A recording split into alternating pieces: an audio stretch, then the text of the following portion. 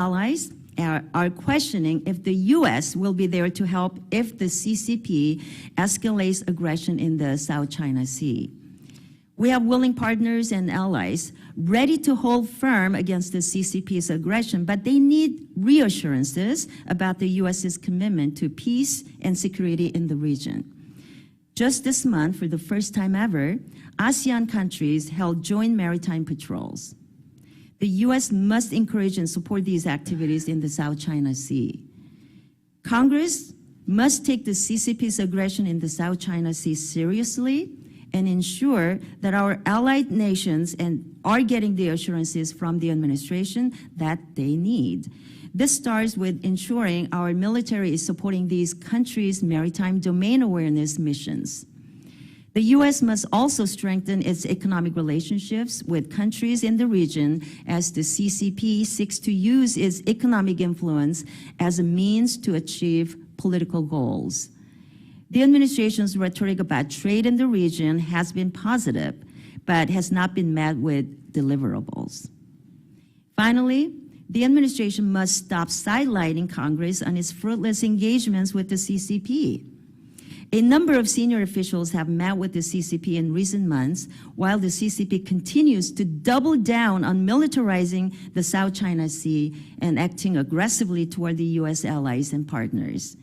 For the U.S. to be taken seriously in the South China Sea, discussions with the CCP on this matter must be held from a position of strength. So I look forward to hearing the witnesses' testimonies, and I yield the balance of my time. And now the chair recognizes the ranking member, the gentleman from California, Mr. Rivera, for your opening statements. Thank you, Madam Chairwoman, and I want to thank the witnesses for being here, and appreciate the importance of the recent delegation that you led, and unfortunately was not able to make it.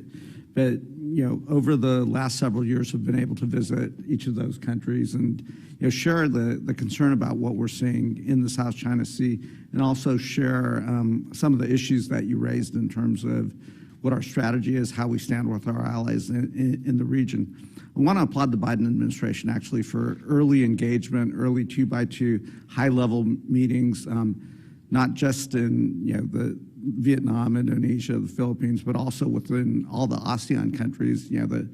The president's recent visit to the G20, followed by a stop in Vietnam, and the announcement of what it really is a historic agreement, the comprehensive strategic partnership with Vietnam, is exactly what we should be doing. And again, I think that's incredibly important.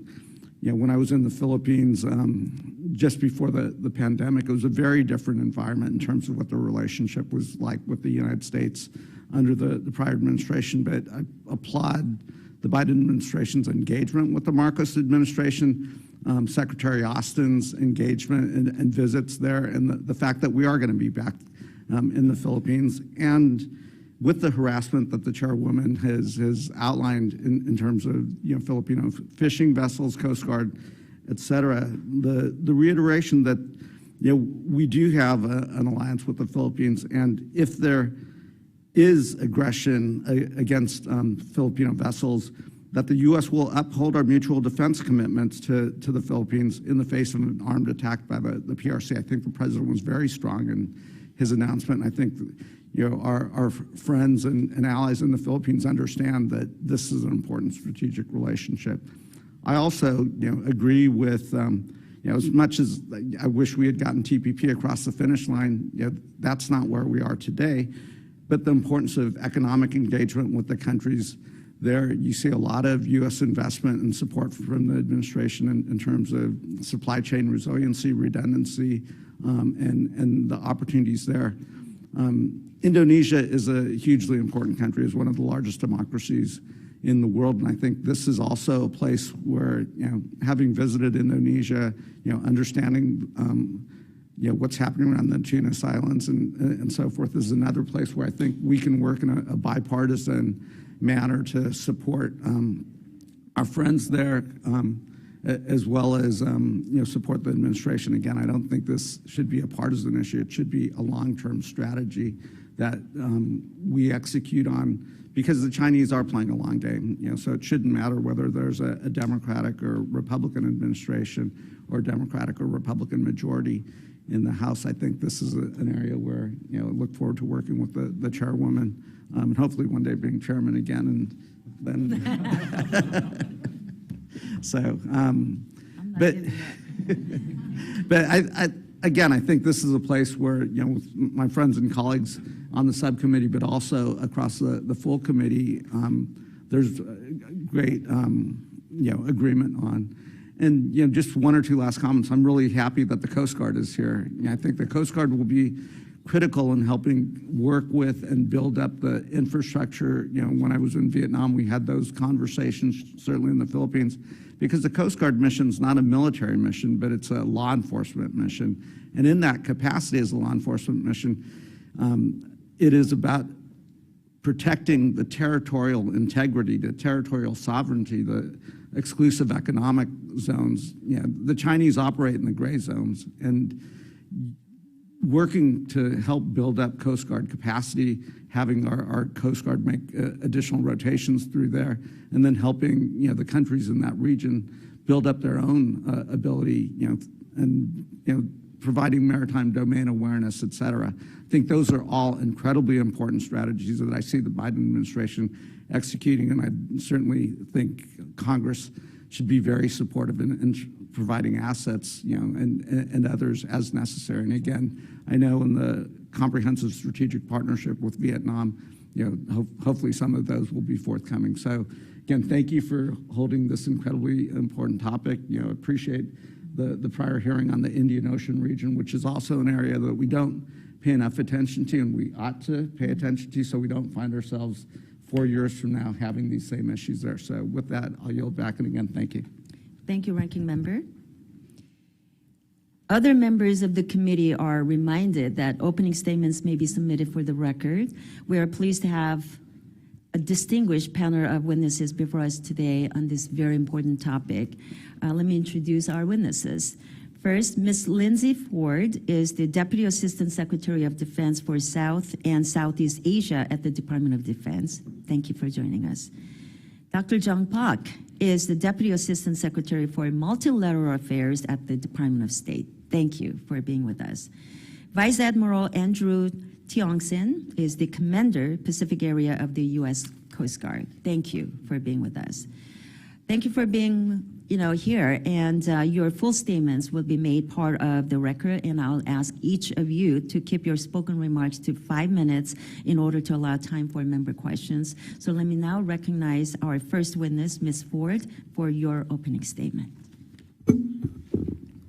Well, Chairwoman Kim, Ranking Member Bera, and distinguished members of the committee, thank you very much for the opportunity to come today and discuss how the Department of Defense is working with allies and partners to strengthen our common vision for peace and stability in the South China Sea. And I should say at the top, thank you all as well for the time that you have taken to go visit the region to understand the challenges that our allies and partners are facing there. I will say in my engagements with them, I consistently hear that they not only want to see members of the executive branch, but knowing that they also have support from the legislative branch in the United States makes a huge difference. So thank you. You have heard from leaders across the Department of Defense that our network of allies and partners is one of America's greatest strategic advantages and the center of gravity for the department's 2022 National Defense Strategy. As the NDS clearly states, close collaboration with our allies and partners is foundational to sustaining and strengthening deterrence in the Indo-Pacific region, including in the South China Sea. We cannot confront complex and interconnected challenges alone, and the South China Sea is no exception.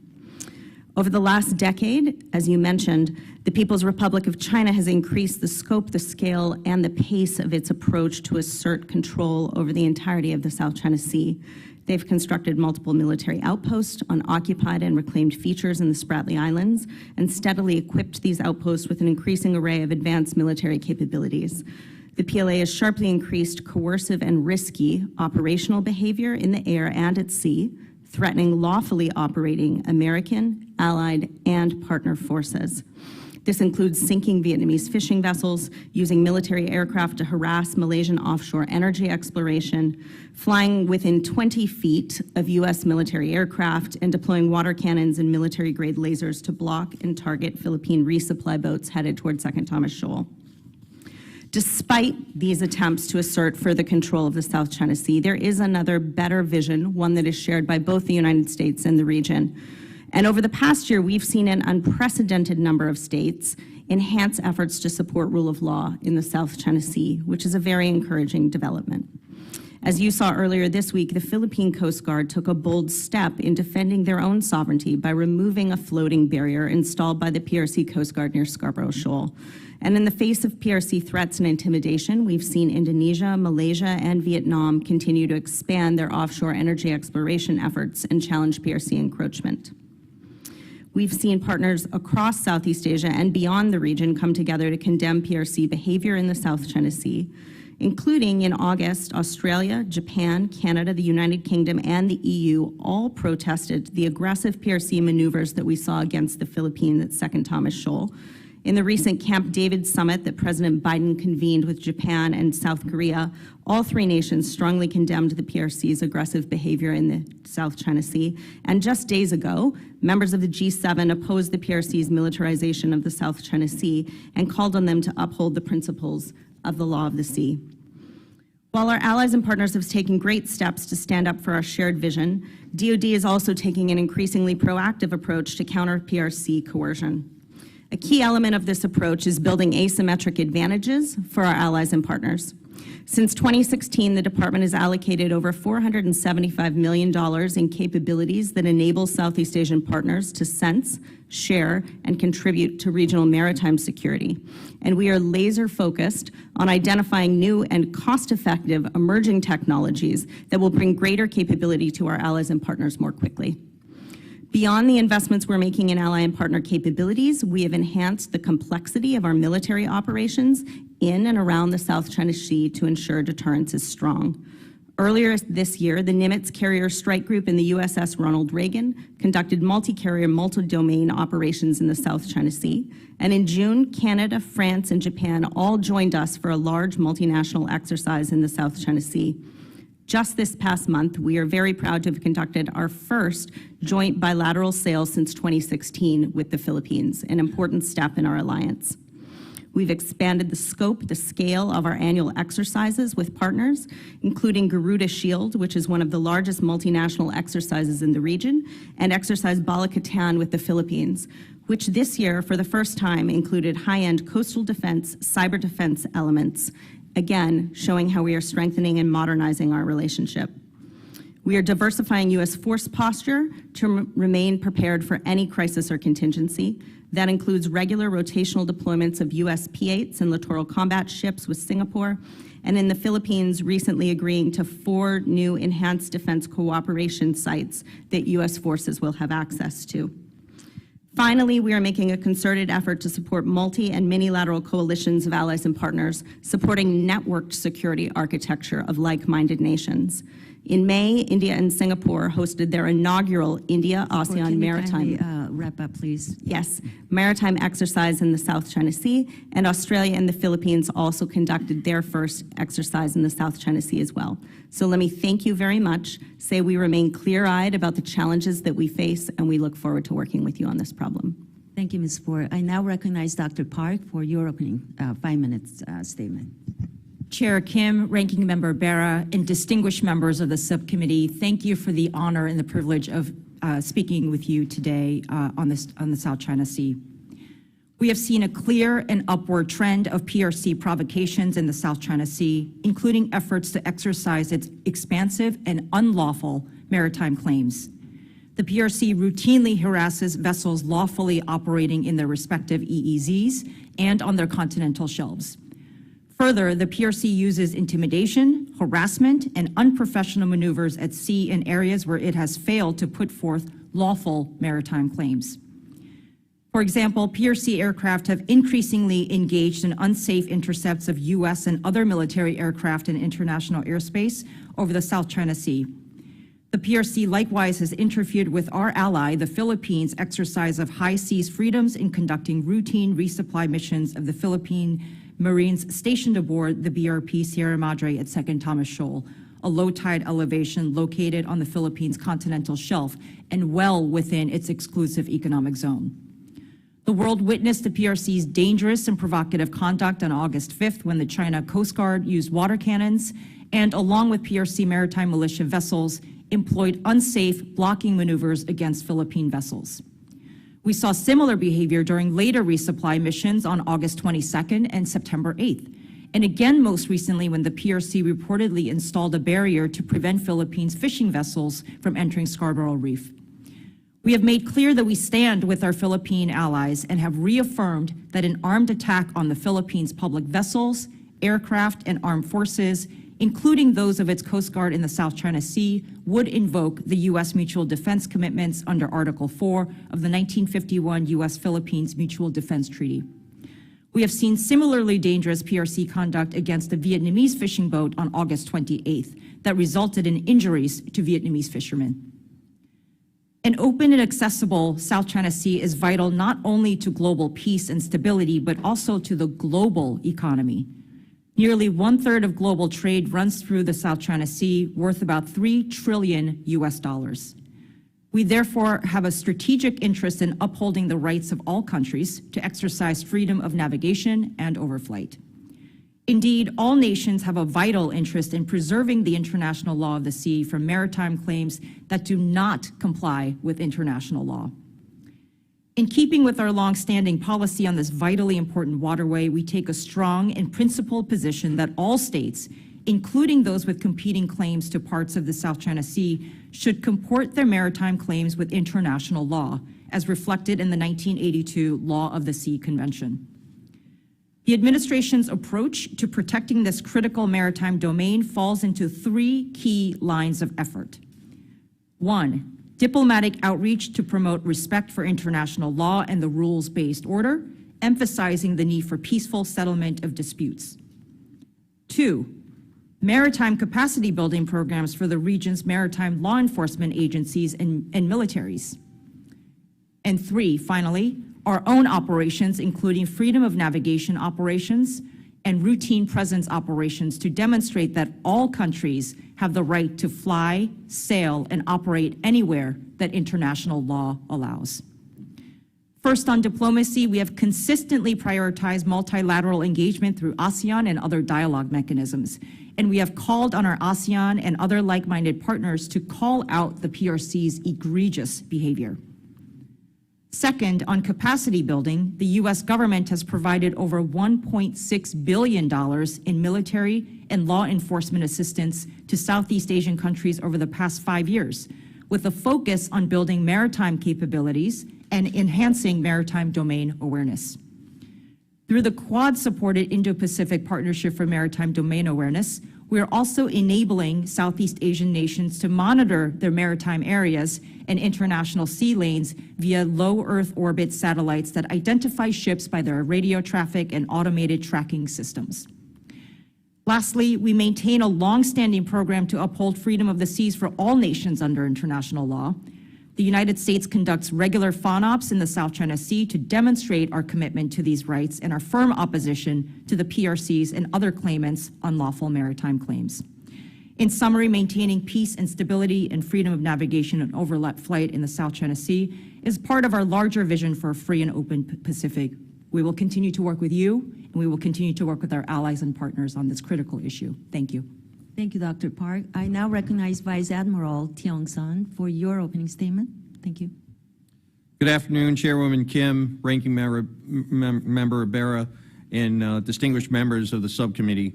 I am honored to appear before you today to discuss how the United States Coast Guard works to be a trusted partner throughout the Indo-Pacific.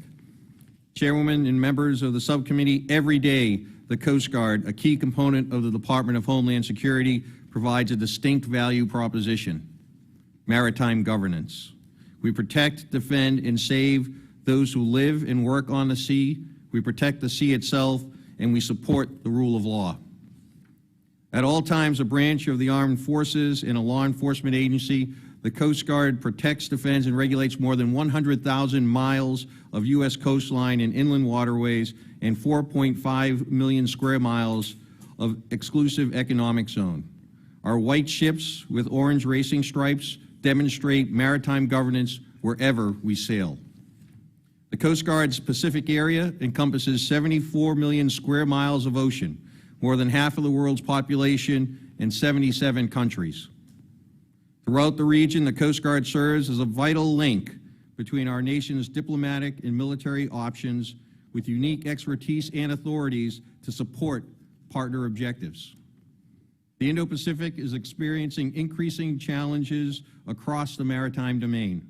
Malign actors exploit gaps in seams in maritime governance that generate destabilizing effects. For example, illegal, unreported, and unregulated fishing threatens global fish stocks, an existential issue for some Pacific Island nations, as well as the world's protein security. Impacts to the global marine transportation system pose risk to trillions of dollars in economic activity. Also, the increasing frequency and magnitude of natural disasters combined with sea level rise endangers fragile economies and ecosystems. Chairwoman, I understand you recently returned from a trip to the Indo-Pacific region where you learned how malign actors exert influence, leveraging approaches to shift conditions to their advantage. Aggressive fishing practices and natural resource exploitation undermine territorial sovereignty and economic prosperity of Indo-Pacific countries. As a counter to these malign activities, the United States Coast Guard has been and is now operating and engaging throughout the region to promote maritime governance. We are trusted to support partners as they deter, disrupt, and defeat threats and challenges. In doing so, together we strengthen the rules-based international order. A robust network of partnerships is the cornerstone of a free, open, connected, prosperous, secure, and resilient maritime domain. Together, we bolster maritime governance through combined operations, sharing of best practices, and leveraging collective expertise. A key aspect of our approach in the region is to always meet partners where they are with what they need, always seeing threats and challenges through their eyes. These engagements may look like a small team deploying in support of a major oil spill, or embedding members with partner nations to improve maritime domain awareness, or even conducting operations with a partner nation's maritime forces. In coordination with the U.S. interagency, the Coast Guard has deployed maritime law enforcement training teams and national security cutters to support partners, building regional interoperability and cooperation to uphold maritime governance. Chairwoman, the Coast Guard is well positioned to continue to work in the region to promote maritime governance, to contribute to efforts so that a rules-based international order is upheld throughout the Indo-Pacific. Thank you for the opportunity to testify before you today and for Congress's continued support for the Coast Guard. I look forward to answering your questions. Thank you, all of our witnesses. Now we'll go into the Q&A session from the members, and let me recognize myself first for 5 minutes. The CCP continues to ignore the 2016 Permanent Court of Arbitration ruling that its 9-dash line has no legal basis and its artificial islands do not create its own exclusive economic zones, yet they continue to deploy the vessels to patrol the sea, intimidate our allies and partners, and swarm reefs. Dr. Park, right? Will the CCP ever resolve their disputes in the South China Sea through a rule of law approach, which I think we know what the answer may be, but will they always resort to might makes right? Thank you, Chair Kim. And that's exactly what we're trying to push back against and to make sure that our allies and partners are 100% resilient to those challenges. We continue to say out loud and to all who will hear and to grow that chorus of condemnation against the PRC's unlawful and expansive maritime claims that have no basis in international law. And so we will continue to support our allies and partners. I will leave it up to the PRC to speak for themselves, but I think what our assessment is that the PRC sees this as a long game, and they're using a variety of tactics across multiple domains, and that includes economic, it includes security, it includes just outright harassment and coercion through might, and we're looking to tackle those issues in a multi-dimensional way. So considering the CCP isn't abiding by the 2016 ruling or Xi Jinping's 2015 commitment to President Obama not to militarize the South China Sea, what prospects does that raise for a peaceful, orderly resolution of the disputed claims? Thank you. One of the things that we're working with our allies and partners on is globalizing the South China Sea issue. As you have mentioned here today and in other venues, that so much of the global economy runs through the South China Sea, and it's a vital economic throughway. And so this is not just about China. This is not just about the countries in the region. It's vital for Europe. It's vital for us, the United States, an Indo-Pacific nation, and it's vital for all that are dependent on their economic, the economy that runs through this. So we're looking to globalize. And so we were very happy to start have ginned up support among 11 countries across the globe that rejected and condemned the PRC's unlawful reclamation activities. We are and so we're trying to globalize and making sure that we have a common understanding of the threats. Got it. Thank you. You know, as was mentioned, the U.S. and the Philippines has our mutual defense treaty, and we are pursuing more cooperation through the multilateral or additional sites under the enhanced defense cooperation arrangement. So I want to ask you, Ms. Ford, is the U.S. prepared to back up its mutual defense treaty with military force? And what message would it send to other countries in the region if the U.S. doesn't respond forcefully enough to an event that triggers that treaty? Thank you so much. I think the credibility of our alliances is a bedrock part of U.S. security in the Indo-Pacific region and globally. And that's one reason that the department has been incredibly clear that when it comes to our treaty commitments to the Philippines, we believe an armed attack against Philippine armed forces, public vessels, aircraft apply in the South China Sea. That includes the Philippine Coast Guard. And we have said repeatedly and will continue to say that we stand by those commitments, absolutely. Thank you. You know, our delegation also visited the Subic Bay, and I just wanted to ask you, what lessons did we learn from Subic Bay to ensure that we don't lose the critical infrastructure to the CCP in that region? Would you be able to answer that? I'd be happy to chime in here. I actually had the opportunity to visit Subic earlier this year.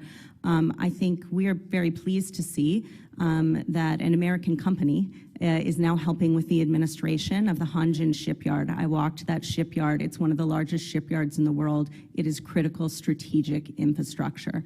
And the fact that U.S. companies are cooperating and helping to build jobs and make sure that that strategic area stays in friendly hands, I think is incredibly important. Thank you very, very much. At the time we visited, we weren't allowed to name the company name, but I guess it's becoming very clear that it is becoming final, Hanjin?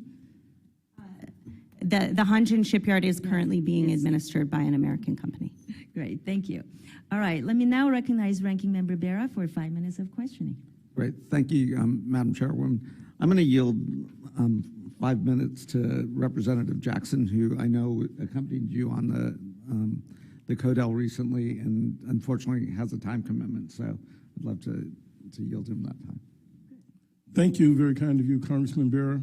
Congresswoman Kim, Congressman Barr, thank you for inviting me on the trip. It was fascinating to see the front lines of what's going on there. Specifically, I want to talk about the looming, impending shutdown opportunities or challenges that we're going to face. First to the Vice Admiral, could you please share with us what was the effect of the 2019 shutdown on the 35-day shutdown in the military in 2019? In 2019, the United States Coast Guard was not funded. It was the first time ever that one of the armed services was not funded as a result of a lapse in appropriation. What we saw is that you had Coast Guard people that were deployed in different parts of the world, maybe side by side with their DoD counterparts who were getting paid, but they were not getting paid. And the devastating effects back home to families, as well as future recruiting and retention still loom. Thank you very much. To our Deputy Secretary Pack, the question I would have is what's the impact of the diplomatic initiatives that will be impacted by a shutdown? Thank you for that question, Representative Jackson. It would have a huge impact on how we do business in Southeast Asia. As many of you know from visiting the region, showing up matters. And I want to foot stomp what DASD Ford said about your engagement in the region. And we also in the State Department hear great things about the level of engagement that they have from Congress, and that it's in a bipartisan way. So they see it, our partners and like-minded see it, and they send us kudos for it. So I wanted to really foot stomp what DASD Ford had said about your engagement. I'll note that 91 representatives or members of Congress visited the region in the past year alone. And I know that we've seen each other in various ASEAN Committee Washington events together. So showing up matters, and a government shutdown would affect that showing up, those personal relationships, especially in matters like the South China Sea, which are pretty sensitive conversations. Will this give a greater opening or opportunities for the Chinese government to strengthen its relations? I would argue that it would fuel the PRC's false narrative that we are not committed, that we are inward-looking, that this engagement with the Southeast Asian countries are just a blip, and that ultimately our default position is looking inward and looking at domestic issues. So I think that would fuel that false narrative and feed Chinese disinformation on U.S. commitment to the region. Thank you very much. Deputy Secretary Ford, I can't call you assistant and all that. You're what I've got to work with, and I'm honored to be here. How will this deal with our readiness, the looming shutdown, and preparedness in the region? Thanks very much. I think the impact of a shutdown would be significant for the Department of Defense. For one thing, there's a tremendous amount of momentum underway that I've already spoken about regarding to what we are doing to strengthen deterrence with our allies and partners. So certainly from a budgetary perspective and how we implement our strategy, there's an enormous impact. We're seeking a 40% increase in Pacific Deterrence Initiative funding. If we have a shutdown, if we have a CR, we can't actually have that funding to implement that strategy. For U.S. forces, for civilians, the work that we undertake in the Department of Defense on a daily basis to oversee the planning of our exercises and everything else, we will not be able to implement anymore, and you will have personnel across the Department of Defense who don't know when they're getting their next paycheck. They're focused on that rather than focusing on all the things that we ought to be doing to maintain deterrence on a daily basis. I thank you all for your service. Thank you, Chairwoman Kim, for inviting me and letting me have this opportunity. Thank you again, Congresswoman Bera and Mr. Barr. I yield back my time. Thank you, Rep. Jackson. It was really good to have you. Now recognize Representative Barr for 5 minutes. Thank you, Chair Kim, and thank you for your leadership in leading us on the CODEL. It was great to be with Congressman Jackson and Congresswoman Crockett. And I do think, Dr. Pack, to your point, and hopefully our State Department diplomats forward deployed over there saw the bipartisan unity that we expressed to our partners and allies and counterparts over there. Let me start with Admiral Tiongson, because we met when we were in Manila with our Filipino Coast Guard leaders there, and it was apparent in our conversation with the Filipino Coast Guard that they do not currently have enough assets to adequately confront the well-funded Chinese Coast Guard and gray zone operations. And they asked for help, and they specifically asked for more assets and ships. How is the United States Coast Guard working with the Filipinos to expand the capabilities of their Coast Guard? Do we have enough assets, cutters and whatnot, that could be deployed to the South China Sea to assist in those law enforcement operations? We have a very strong relationship, as you observed, with the Philippine Coast Guard. In fact, the Philippine Coast Guard, we have our largest security sector assistance program with them. In fact, when you talk assets, we, through the interagency partnerships, built an entire training center to help them with operations as well as maintenance of the vessels that they do have that they are in. The ribbon cutting was just in the last couple of weeks for that. We have helped them grow their Coast Guard from 5,000 to their goal of about 35,000. They're still working on that, but they're well into that right now, and we have assigned a maritime advisor to them to help along that growth projection. In addition to that, we do work with them with our ships. In fact, just recently we had our first trilateral underway exercise between Japan Coast Guard, Philippine Coast Guard, and U.S. Coast Guard. Now, you all are doing a great job, and to Deputy Assistant Secretary Pack, you did note in your testimony about how we are doing, and one of the main objectives is maritime capacity building programs for the region's maritime law enforcement agencies and militaries, but the Filipino Coast Guard is specifically asking for more ships. Is that included in your plans as assistance to the Filipino Coast Guard, Navy and Coast Guard? And thank you. They can't confront the PLN with what they've got, is what they're telling us. Right. The Admiral has mentioned the Japan relationship and how and that's part of our efforts to knit together groupings and of like-minded countries together. And so I just hosted in July a maritime dialogue with the Philippines, and they brought a sizable contingent to talk about these and other issues.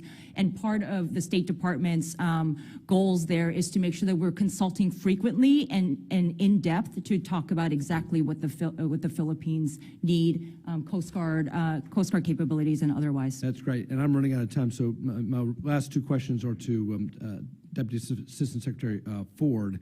The Sierra Madre it's falling apart. It's not a permanent solution to the second Thomas Shoal issue. As Chair Kim pointed out, we were, we flew over in a P-8 over the Chinese Coast Guard vessel there that's right off of the shore. They clearly want it. They want to militarize that, just like they've done with Fiery Reef and Mischief Reef and all of these others. What is the long-term plan to help the Filipinos defend their exclusive economic zone beyond a temporary Sierra Madre situation there? And then last question, the EDCA sites in the Philippines. This is a big, important development. What are we going to do at those EDCA sites? What does Indo-PACOM want? And why not make, and I know we met with Ambassador Carlson, and I know there's some internal diplomatic challenges, but why not make Subic an EDCA site? And can we not work with the Filipino government to reestablish a U.S. naval presence beyond just the shipbuilding activity there at Subic? Thanks very much, Representative. We are in regular conversations with our Philippine allies about how we help them modernize their capabilities. And so we're doing a number of things. We are in the process of negotiating a multi-year security sector assistance roadmap that will enable us to bring more maritime capability more quickly to them. We have committed to negotiate a GSOMIA by the end of this year that will enhance our information and intelligence sharing that enables them to have a better understanding of what's going on. And we recently concluded defense guidelines that talk about how we will actually enhance our operational planning to enable them to be more effective in what they do on the water and in the air in the South China Sea. When it comes to EDCA, We are really thrilled how EDCA is moving forward. The department has already allocated over $100 million for infrastructure investments that you'll continue to see over the next few years coming online. In response to your question about Subic, what I would say is anything that is designated as an EDCA site is done in partnership and in coordination with the Philippines, and only when the Philippines is looking for that EDCA designation. Thank you. Thank you. I now recognize, your time's up. Sorry. I'm going to recognize Ranking Member Bera for 5 minutes. Thank you, Madam Chairwoman. Task Ford, in your opening comments, you referenced UNCLOS, the law of the sea, which on our side of Congress, we don't get a chance to ratify it, but obviously it has not been ratified by the Senate. And the PRC uses that sometimes against us when we try to say, there's a ruling. From your perspective, how important is it that we push? And I've talked to other colleagues like Congressman Courtney and others, that we really ought to make a push to ratify that, and it would strengthen our hands in upholding the rule of law, particularly in the South China Sea. Thanks very much. And I'm sure the Admiral has thoughts here as well. I would say it's incredibly important. You will hear no one speak more loudly than the Department of Defense and the U.S. Navy about how much upholding UNCLOS matters, and that we think ratification is important. The reality is the U.S. Navy continues to operate in accordance with UNCLOS everywhere we go, but operationally maintaining the freedoms that we are allowed under UNCLOS is incredibly important. It is only one leg of the stool, though, and seeing that legal recognition as well, we think it matters a lot. Right. So we already hold ourselves to that standard. If my colleagues over on the other side of Congress are watching, I would hope the Senate would take that up, and it would be important.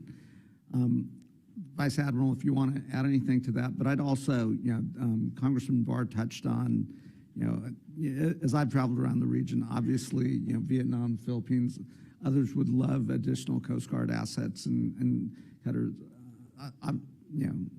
Mexico would love additional help as well.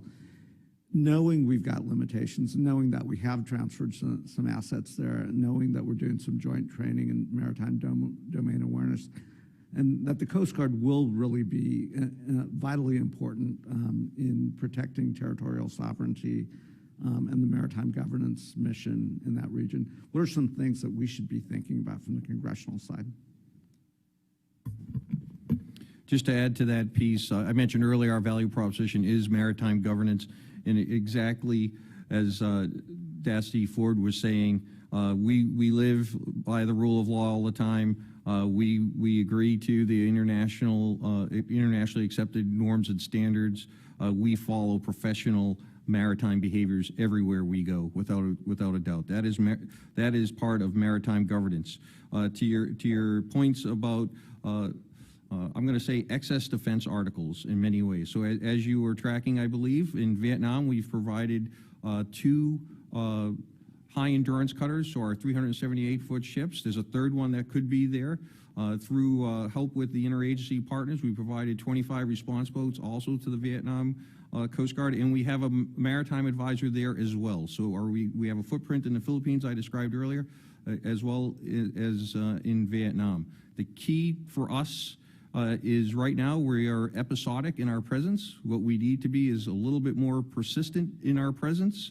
We thank the administration and Congress for this Indo-Pacific support cutter that I hope to receive here very soon in the winter timeframe, and then get it operational in the early spring, probably in the Oceania region first. A second one of those would do great wonders in different parts of the Indo-Pacific, as well as on our unfunded priorities list that has been forwarded up to Congress. We have 4 fast response cutters that allow us to provide more presence in the Indo-Pacific.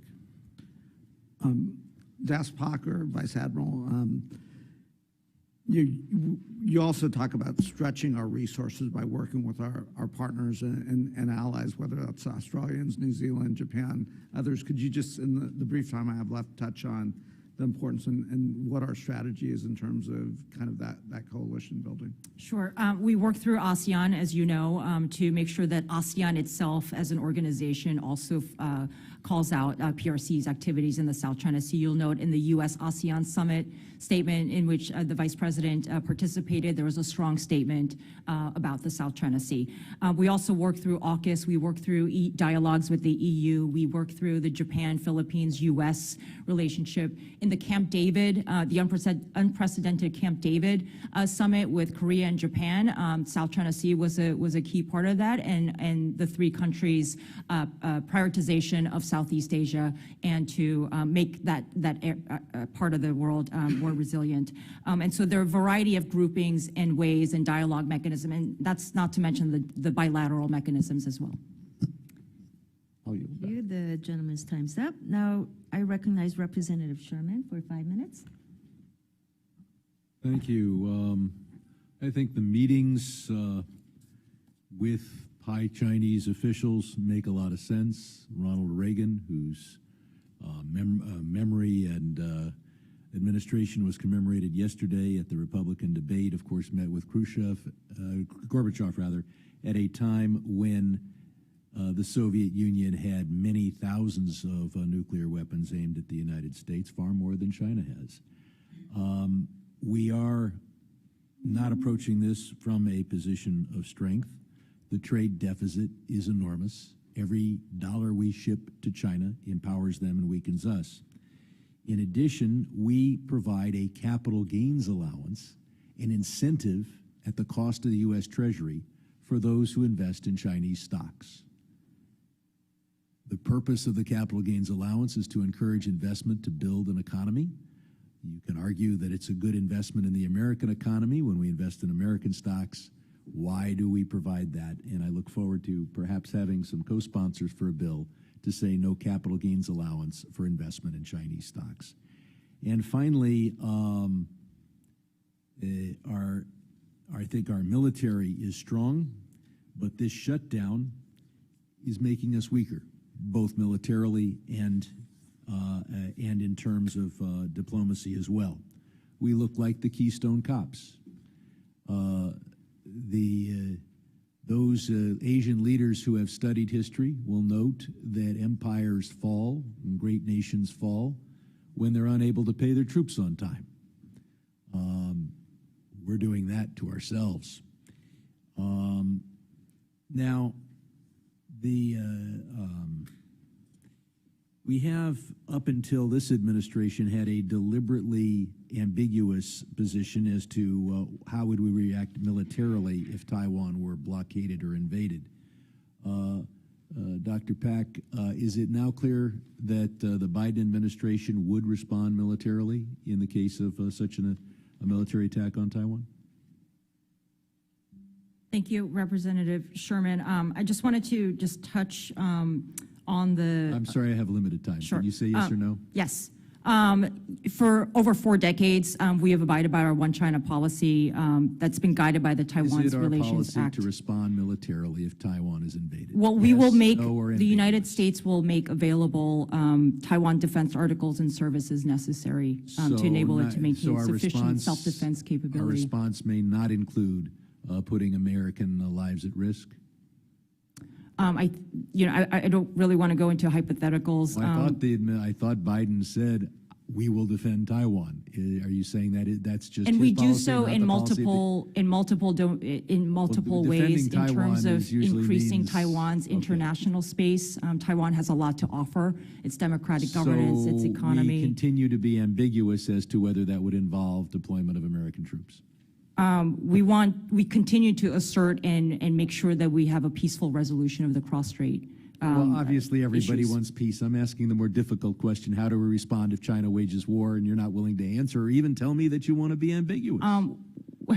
There's well, nothing more ambiguous than refusing to tell me whether you're going to be ambiguous. I think our policy speaks for itself, and I won't put words into the What you're president's. saying is that I'm I won't stupid put for words asking into the the question president's because mouth, the answer is but for 4 obvious. decades, we believe that the so One our China po- policy is our- has okay, I'm has gonna- been successful I'm in gonna go- maintaining cross-strait Well, stability. what's been successful is that the Chinese military hasn't been powerful enough to invade Taiwan. They're getting closer every day. 40 years ago, China couldn't have invaded Taiwan.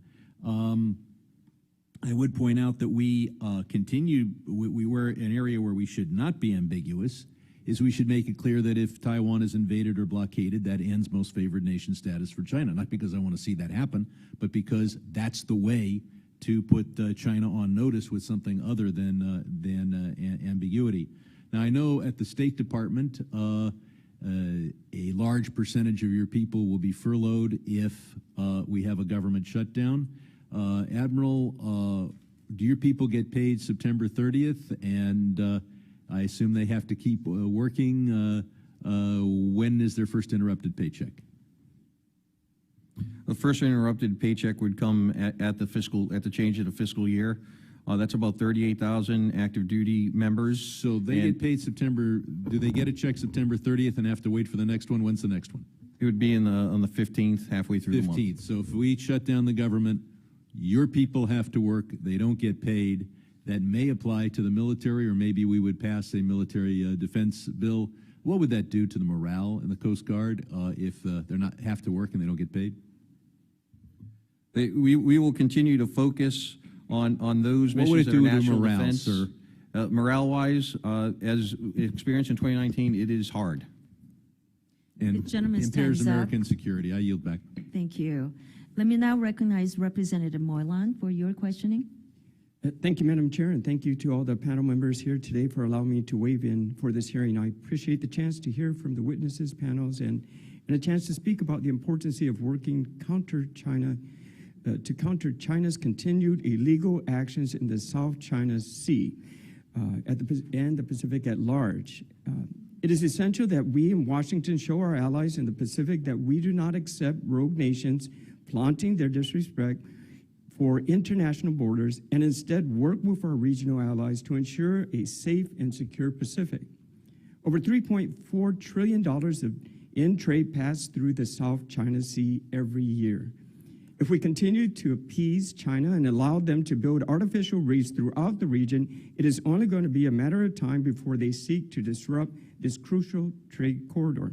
Last month, I wrote an op-ed that was published in The Hill speaking on this very issue. Madam Chair, I ask unanimous consent that the op-ed titled "The U.S. Must Send a Strong Message in the Face of China's Harassment of the Philippines" to be entered into record. Without objection.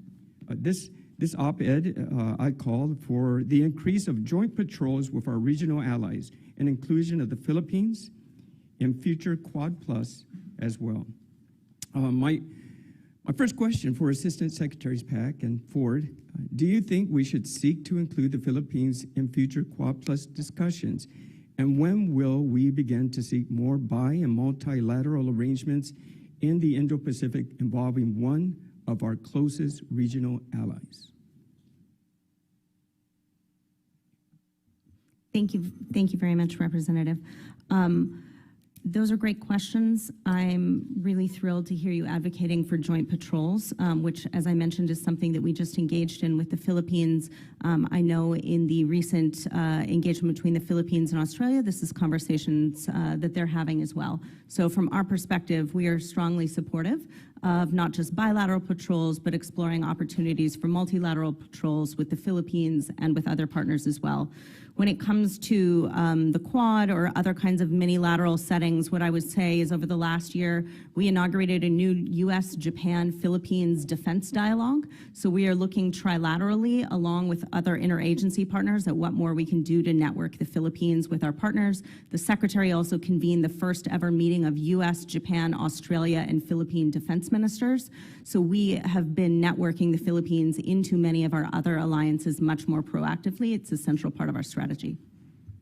And from State Department's perspective, in addition to working with DoD on all of those groupings, we've worked very hard to rally support for the Philippines and the Philippines' ability to lawfully exercise, operate, fly in their region. And so we've been very focused on making sure that the Philippines have the support, not just of the United States, but on a global scale.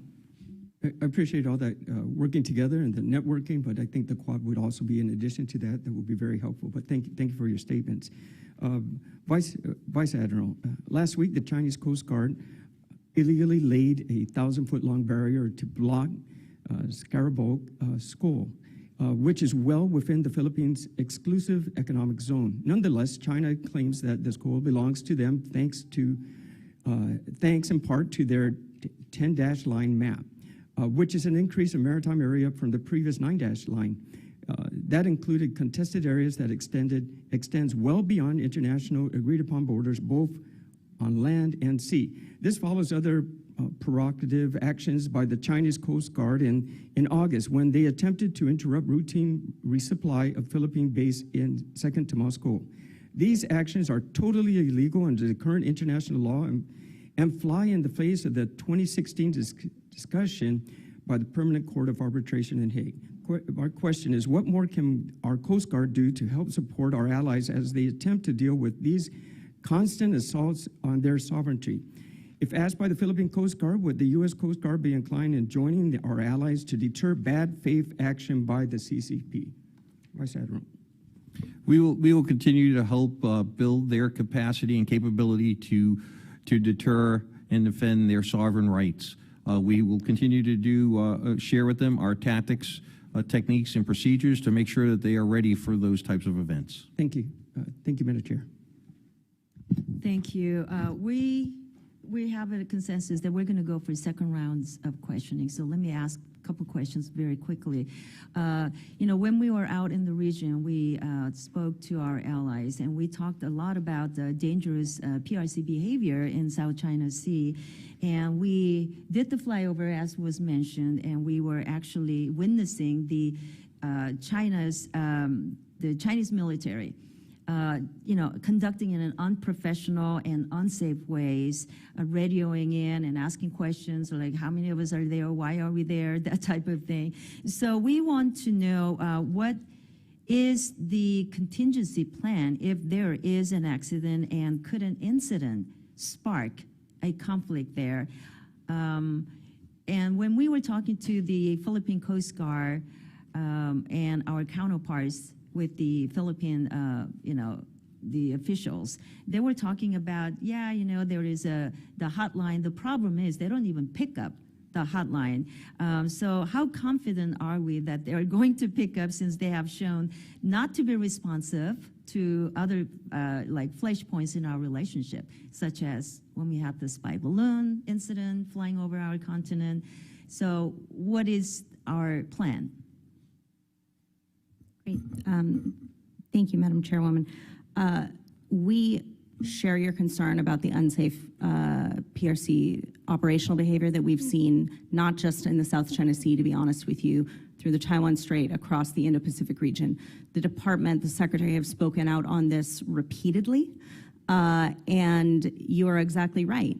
Unplanned incidents have real escalatory potential, and that's something that deeply concerns us. It is why we have continued to say that we believe that communication channels between the United States and the PRC, defense and military channels, is incredibly important, and we are trying to keep that channel of communication open so that we can avoid those kinds of unplanned incidents. The problem is they don't pick up those lines. It certainly is a problem. We certainly can continue to say as much as possible that needs to be in place. And other than that, we do everything possible to closely coordinate with our allies, like the Philippines, to make sure that we're prepared for any potential crises. What would we need to establish that, with our PRC, and what actions would we need to see from PRC to actually avoid miscalculation and accidental escalation? Well, I think the Admiral can chime in here as well, but what I would say is there are well-known, especially for naval vessels, We have a code for unplanned encounters at sea. There are clear rules that define what safe operational behavior looks like in the maritime domain. China has said in the past that it is willing and has signed up to abide by those. It is not. So how to behave safely is not actually that complicated. It's simply that you actually need to stand by what you've said you'll do.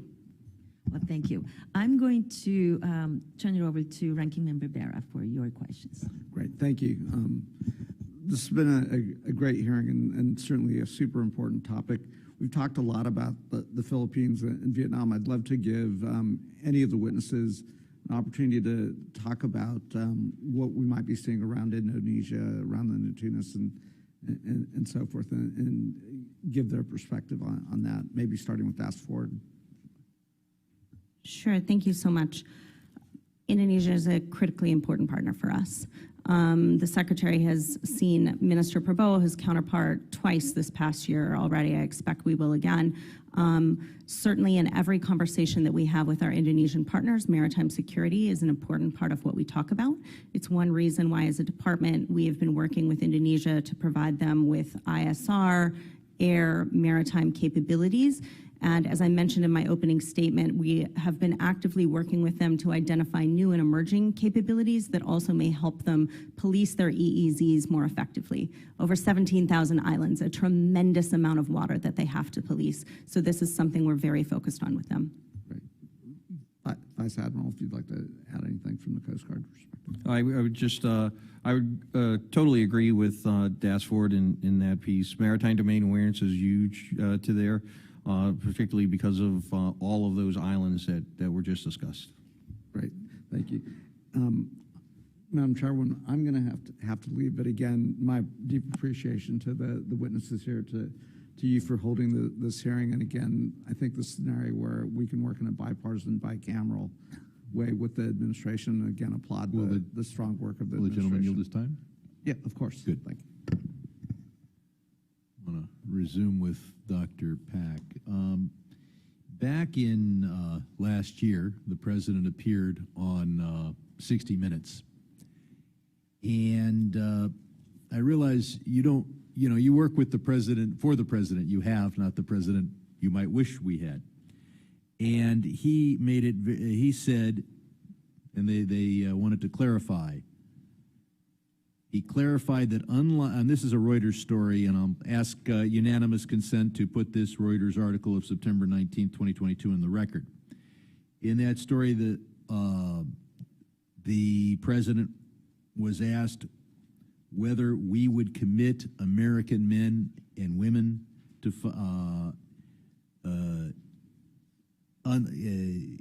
fight if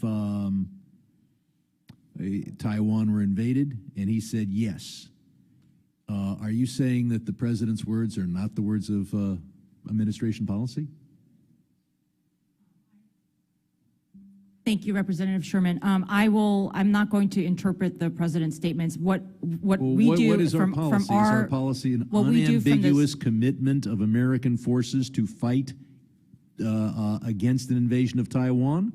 Is our policy the policy we had under prior administrations where we were intentionally ambiguous, or you simply don't know the policy?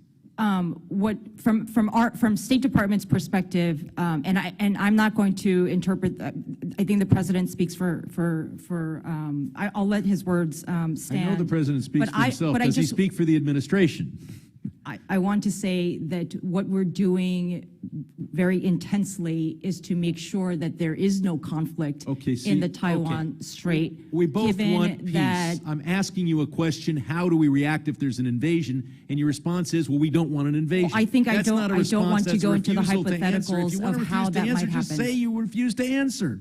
Don't pretend to answer. I can't answer that right now. But we can certainly get back to you on that. The president makes statements. The State Department may or may not decide that that is our policy.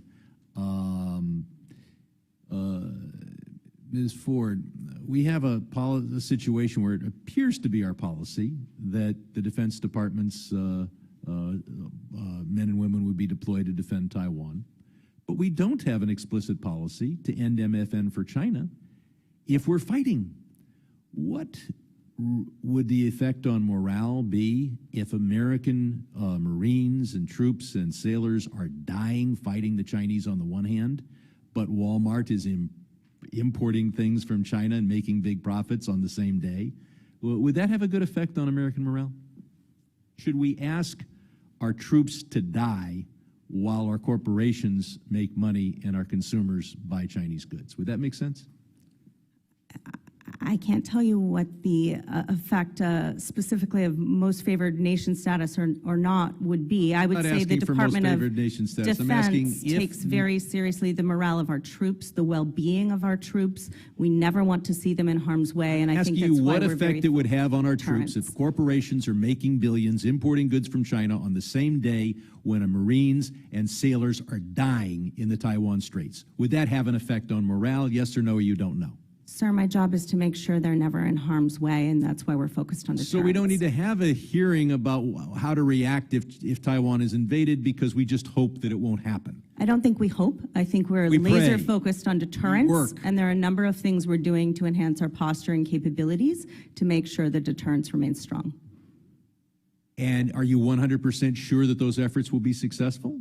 I am very confident that deterrence is strong today, and we are doing what we But need you're to not do to make confident, sure you're not it remains 100% strong. sure that the deterrence will be successful, and you refuse to respond how we will react if the deterrence is unsuccessful. The most important part of deterrence is to identify for the Chinese what our response would be, and you won't even tell me that it's illogical and harmful to morale to make billions in trade on the same day when our troops are dying in the Taiwan Straits. It sounds like, other than telling me that you don't want Taiwan invaded, you don't want to answer any questions, and that's fine if you would just be honest enough to say you don't want to answer any questions. Although why you would come here and testify is up in the air. Admiral, I do have one question for you, and this is on the dovish side. We have the right to sail our military ships right up to the 12 miles off the coast of China, and we do it from time to time. Does China operate with significant naval force 12, 13 miles off the U.S. coast on a regular basis? I do not. I haven't come across any incursions of that to our territorial seas. But we do it to them. I Thank you. yield The back. gentleman's time's up. Let me now recognize Representative Barr for your questions. I think my colleague, Mr. Sherman, does make a good point that Congress needs to maybe make a policy decision here with respect to the economic ramifications of a cross-strait invasion, and we could clarify what the policy of the United States would be in that case, and I'd offer to work with the gentleman on that, including the most favored nation suggestion and certainly powerful sanctions in that case, and to telegraph that, frankly, to Beijing, that there will be repercussions and it will be very painful. Let me go back to Dr. Pack on the 9-line, 10-line issue. I know that, and I applaud the administration's policy of trying to bring more international consensus on this question that really it should not be a subject to debate given the UN Tribunal's 2016 unanimous determination that this is a violation of international law. But what can we do with the United Nations and these allies and partners to delegitimize China's claims on the 9-line? How can we amplify the international court ruling from the UN? I'll give you one suggestion from our Filipino partners, which was to have a resolution in Congress referring to this body of water as the West Philippine Sea as opposed to the South China Sea. Now, I know Vietnam has some claims there which could complicate matters, but what is the State Department's position on a renaming of that as the West Philippine Sea? I don't have a technical answer to that, Representative Barr, but over and over again, we foot stomp this on the legally binding nature of the 2016 award. We do that bilaterally with the PRC, and we do it in multilateral fora when the PRC is also in that room, and that's echoed by all of our like-minded allies and partners. Xi Jinping lied to President Obama. He lied to President Obama. I can say it, maybe you can't, but that's what he did. And you will hear us say that loud and clear from the hilltops and the mountaintops about the 2016 award being legally binding on all parties. As you know from your trips and your conversations, the PRC has been trying to erode that and trying to delegitimize that 2016 ruling, but we will continue to keep yelling it from the mountaintops that this is legally binding. Thank you. Keep it up. And to Das Ford, what are the solutions to pushing back and preventing further PRC buildup and militarization of the reefs in the South China Sea or West Philippine Sea? And the reason I say that is you know, it's the militarized Spratly Island outposts are a threat to U.S. forces in the Taiwan scenario. So preventing further militarization or artificial island building is important for the Taiwan scenario for U.S. forces moving in that 440 nautical miles north. But to have China on the south end of that. But what do we need to do to eject the Chinese, or at least limit further militarization? I think that's really important for the Defense Department. Thank you. I agree with you very much, Representative. So what I would say is the first thing that we need to do and are doing is to bring more awareness and transparency about what the PLA is actually doing in the South China Sea, including on its outposts. So that's one reason for us. We are very focused on information sharing, and we are working with allies and partners to make sure that it is more publicly known what is taking place in the South China Sea. And let's emphasize your testimony. Advanced anti-ship cruise missiles, long-range surface-to-air missile systems, J-20 stealth fighter jets, laser and jamming equipment, military radar and signals intelligence capabilities. Not just in the South China Sea, in the exclusive economic zone of the Philippines. This is preparing for war. They don't do this other than that purpose, and that's what the American people need to understand there. I'm running out of time, but let me just ask one final question. To Dr. Pak, and I promised the Foreign Minister of Indonesia, Marsudi, that I would communicate back to Secretary Blinken on this and to the State Department. The Indonesian government was very disappointed that Vice President Kamala Harris was dispatched as opposed to the president when he was right there at the G20 and went to Vietnam.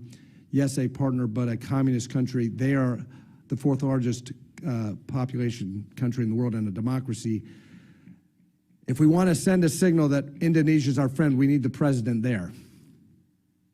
Thank you. The vice president attended, and she was hugely successful. She had great meetings with Waisili. She had great meetings with Indonesian officials. As you might be tracking, the President Jokowi will be in Washington sometime in November, and so we look forward to welcoming the Indonesian government. Thank you. My time has expired. Thank you. I want to thank all the witnesses for your valuable testimony and engaging with our members and answering tough questions too. At times, pretty feisty engagement. Thank you so much. The members of the committee may have some additional questions for the witnesses, and in that case, we ask you to submit those answers in writing. And let me now recognize myself some closing remarks. You know, as the witnesses noted, as you noted, the PRC is ramping up their aggression and military footprint in the South China Sea. And since those waters are of critical importance to global shipping, the U.S. national security, and our commitment to Indo-Pacific, the U.S. must respond to that aggression. And from each of the countries that we visited in August, I heard the same thing. That the PRC is doing this because they can.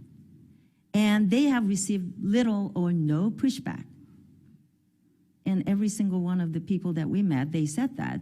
And it is thus critical that the U.S. respond to every single act of aggression by the PRC in the South China Sea. In Indonesia, I was glad to give remark at Ambassador Sung Kim's. He hosted a reception for Super Garuda Shield the day after we had that reception. They were doing the multilateral exercises. And I spoke with the servicemen and women from our allies and partners around the world that were gathered. I believe there were 19 nations present. And I saw the energy and the commitment to protecting our shared interests in the region. And so I hope we can work together to get these folks the capabilities, the training, and the support they need to protect those shared interests. And I echo Dr. Park's comments about the U.S.'s need to show up in the region. As Congressman Barr mentioned, when we were in Indonesia, we met with Foreign Minister, and she clearly told us, I mean, she didn't mince her words. She told us how disappointed she was that President Biden was not able to attend the ASEAN summit, where we tried to explain that there was some, scheduling conflict, and Vice President was coming, but it was very, very apparent that the disappointment was not lost on them. And while I support the engagement with Vietnam, it's important, but it is more important that we show up and court democracies in the region too, and obviously the largest democracy in Indonesia that it is. That's why it was important for me to ensure that my first CODEL as chairwoman of this Indo-Pacific Subcommittee was to visit with our two key allies, Thailand, Philippines, and of course the largest democracy in Southeast Asia, Indonesia. So our trip was a show of commitment and reassurance, and we demonstrated bipartisan congressional support for those important relationships. And lastly, many Americans may be wondering why we're talking about South China Sea today. Yet we rely on the South China Sea for much of our shipping, including to and from the 4 of our top 10 trading partners, and it is a bellwether for our U.S. commitment to the region. So I say if we let China aggressively bully its way through the South China Sea, we could see large-scale supply chain disruptions and a complete breakdown of the rules-based international order. And that will affect every American who enjoys the level of commerce and the freedom that we enjoy today. So let me once again repeat how grateful we are for your time spending your afternoon with us, answering our questions. And I look forward to continuing our work together with each and every one of you on these very, very important issues. So, pursuant to committee rules, all members may have 5 additional days to submit statements, questions, and extraneous materials for the record, subject to the length limitations. So without objection, the committee now stands adjourned.